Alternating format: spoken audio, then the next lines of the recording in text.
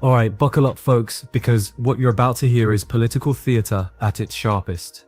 On one side, we've got accusations of chaos, unfunded U-turns, and a welfare system branded as broken beyond repair. On the other, promises of reform, economic fairness, and a country that simply cannot afford the rising bill. This isn't just another policy debate, it's a high-stakes showdown over billions of taxpayer pounds and the dignity of work versus welfare. And trust me, the sparks in this chamber will fly. Stick around, because some of these exchanges are jaw-dropping. Secretary of State Helen Waitley. Thank you, Mr. Speaker, and I thank the Right Honourable Lady for advance sight of her statement. This is a government in chaos. Open rebellion from their own backbenches, unfunded U-turns costing billions, and welfare plans that are not worth the paper they are written on. Their latest idea is a two-tier welfare system to trap people in a lifetime of benefits and deny them the dignity of work while leaving the taxpayer to pick up the ever-growing bill. Mr. Speaker, it is a long-held Conservative belief that those who can work should work. Work provides security and purpose. That's why we launched universal credit, simplifying complex benefits and ensuring that work always paid. And it works. During the decade up to the pandemic, we got the number of people on benefits and the benefits bill itself down. 800 jobs were created for every day that we were in office, giving millions of people the dignity and security that work brings. But then, during the pandemic, we saw something new. The health and disability bit of our benefit system started to break. The bill is forecast to hit £100 billion by 2030. £1 in every £4 of income tax will be spent on health and disability benefits, more than the entire defence budget.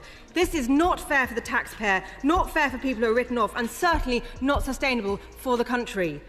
Yet despite Labour having 14 years in opposition and now a year in government, they still don't have a plan to bring down the welfare bill or get people into work.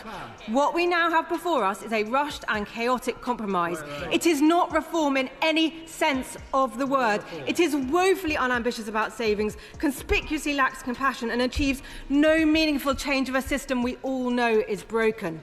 Thanks to the government's latest climb down, we are left with a plan that will save just £2.5 billion of a £100 billion bill by introducing a two-tier system. Two people diagnosed with Parkinson's a week apart will now receive different levels of support, all to clear up an internal Labour argument. The government's own impact assessment shows that these plans won't get a single person into work. The idea that work is the guiding motivation for these changes is laughable. And it's not there aren't things that the government could do.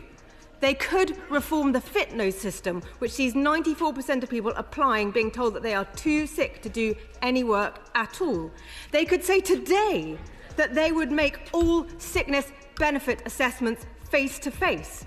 And they could get a grip of the rising claims for common mental health problems like anxiety and depression. Claims for these and neurodevelopmental conditions like ADHD are the main reason for the steep rise in the number of people in sickness benefits and make up more than half of all new claims. The Centre for Social Justice have found that you could save up to £9 billion by reforming these benefits. But nothing we've seen from Labour over the last couple of weeks suggests that they have the courage and conviction to grip this problem. And in the meantime, our welfare bill will only continue to rise.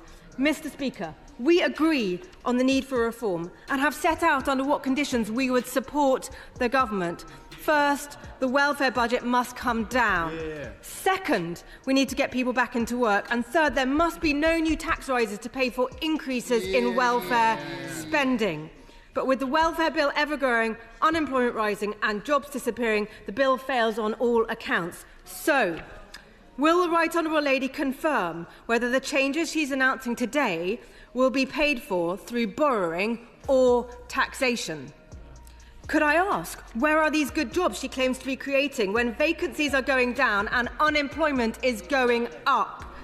Has she read the impact assessment for their employment rights bill, which makes it clear that it will be harder for people to find work as a result? Why did it take them a year to publish the terms of reference for their PIP assessment review?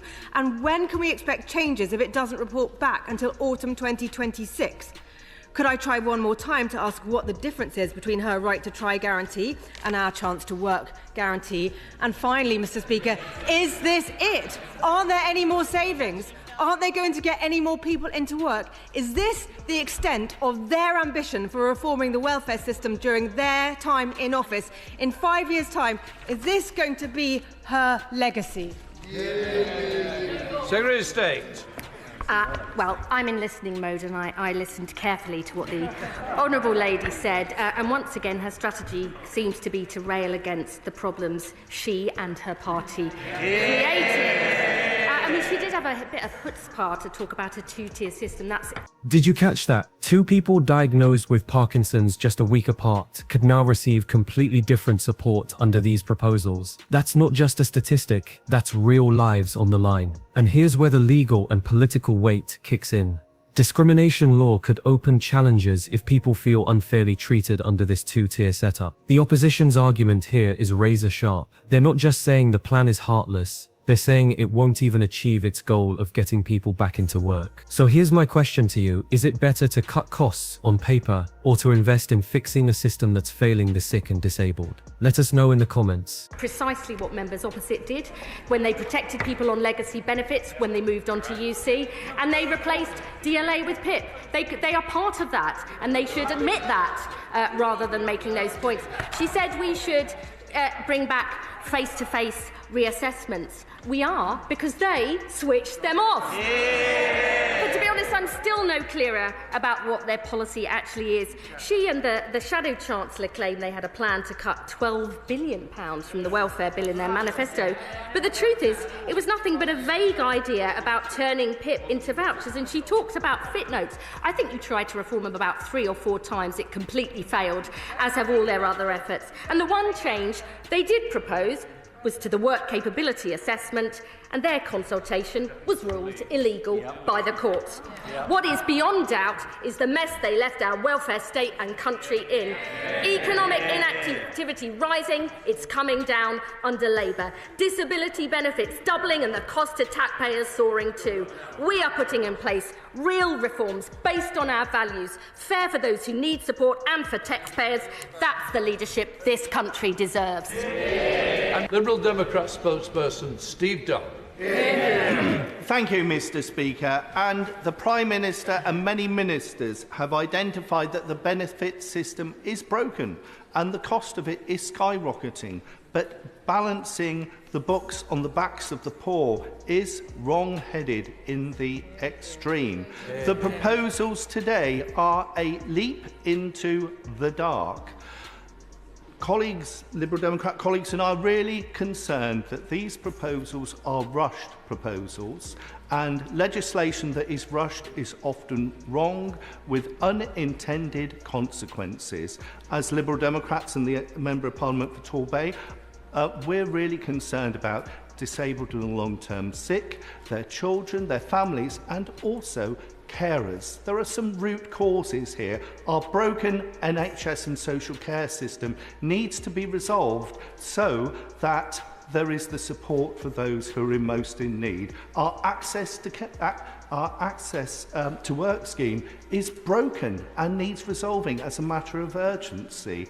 There are some real challenges there, and so I hope the Minister will give some genuine answers around what consultation has the Minister undertaken with carers, and also what cost shunting have you identified for our care and social needs system with any proposals? And finally, will the Minister consider withdrawing these proposals so there is adequate consultation and scrutiny to avoid any bystanders being hit by these proposals?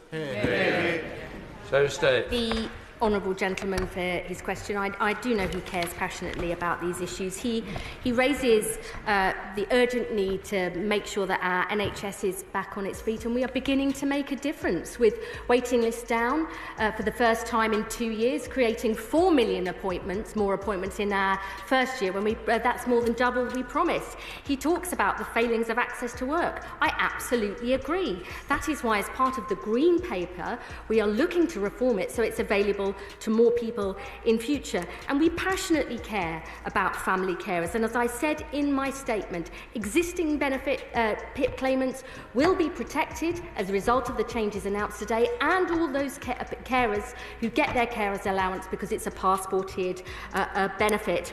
I would say to him too, we are looking at the future of social care with the review by Louise Caseby. The reason we are bringing these changes forwards is we do not think that it is acceptable that the UK has one of the widest disability employment gaps in Western Europe at 28%, much higher than Germany, France and Sweden. We think that's unacceptable. We want to change it, and that's why we're making these reforms.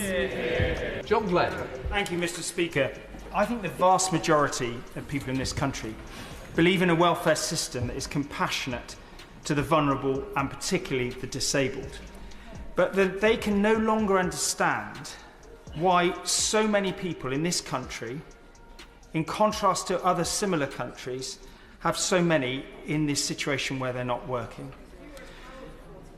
Yes, we were in power for 14 years, and during COVID, when as a minister, we made decisions like stopping face-to-face assessments because we couldn't do it. But we all recognise that that process of recovering from that COVID time has not gone as well as it should have been. But I would say to the Secretary of State, if she cannot deliver the shift in the numbers, this economy is in a death spiral. She needs to recognise that these changes need to reset radically to meet the expectations of the country. I absolutely believe that we have got to reset the system. We have to make sure that everybody who can work gets the opportunity to do so and the support that they need. That is precisely what we're trying to do with these plans. And I would just gently say to the honourable gentleman who I admire, that it is precisely that failure and that mess that we are now trying to tackle. So what did we just witness? A fierce back and forth, where both sides accuse each other of leaving welfare in ruins. The government insists their reforms will be fair to taxpayers while helping people back into work. The opposition counters that the system is being patched with rushed, reckless fixes that could hurt the most vulnerable. And the truth? The stakes are massive. A welfare bill projected to hit £100 billion, taxpayers footing the bill, and disabled communities left in the crossfire. If you found this debate as intense as we did, don't forget to smash that like button, drop your thoughts below, and hit subscribe for more explosive breakdowns of courtroom and parliamentary showdowns. This one was just the beginning.